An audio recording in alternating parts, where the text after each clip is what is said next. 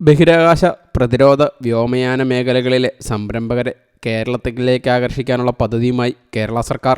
Techno park മാതൃകയിൽ ഇത്തരം സംരംഭങ്ങൾക്കായി space park, K space എന്ന പേരിൽ അടിസ്ഥാന സൗകര്യം നൽകുകയും മുതൽ മുടക്കാനുള്ള അവസരം നൽകുകയുമാണ് ലക്ഷ്യം.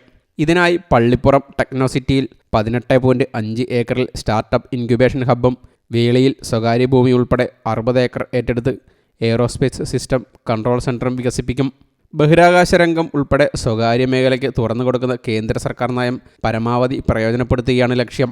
സംസ്ഥാന സർക്കാരിൻ്റെ മുൻഗണനാ വ്യവസായ മേഖലകളിൽ ഒന്നാമതാണ് എയ്റോസ്പേസ് ആൻഡ് ഡിഫൻസ്. ഈ മേഖലയിലെ സ്റ്റാർട്ടപ്പുകൾ കേരളത്തിൻ്റെ വ്യവസായ വളർച്ചയിൽ പ്രധാന പങ്ക് വഹിക്കുന്നുണ്ട്. ഇന്ത്യയിൽ നിന്നുയരുന്ന എല്ലാ ബഹിരാകാശ ദൗത്യങ്ങളിലും കേരളത്തിൽ നിന്നുള്ള കമ്പനികൾ പങ്കുവഹിക്കുന്നുണ്ട്. കേരളത്തെ എയ്റോസ്പേസ് ഉൽപ്പന്നങ്ങളുടെ നിർമ്മാണ കേന്ദ്രമാക്കി മാറ്റാൻ സംസ്ഥാന സർക്കാർ കൊണ്ടുവരുന്ന ഫ്ലാഗ്ഷിപ്പ് പദ്ധതികളൊന്നാണ് കേരള സ്പേസ് പാർക്ക്. സംസ്ഥാന സർക്കാരിന് കീഴിൽ ആരംഭിച്ച കെ സ്പേസിൻ്റെ നേതൃത്വത്തിൽ ISROയും അതിനു കീഴിലെ വാണിജ്യ സ്ഥാപനങ്ങളായ New Space India Limited, Inspace എന്നിവയുമായി വിവിധ മേഖലകളിൽ സഹകരിക്കാൻ ചർച്ച നടത്തും.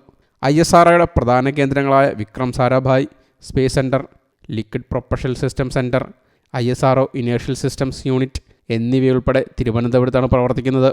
റോക്കറ്റുകൾ ഉൾപ്പെടെയുള്ളവയുടെ ഘടക നിർമ്മാണവുമായി ബന്ധപ്പെട്ട് സ്വകാര്യ മേഖലയിൽ സഹകരിക്കാൻ കഴിയുന്ന സംരംഭങ്ങൾക്ക് സ്പേസ് പാർക്കുകളിൽ ഇടം നൽകും. News desk, you talk.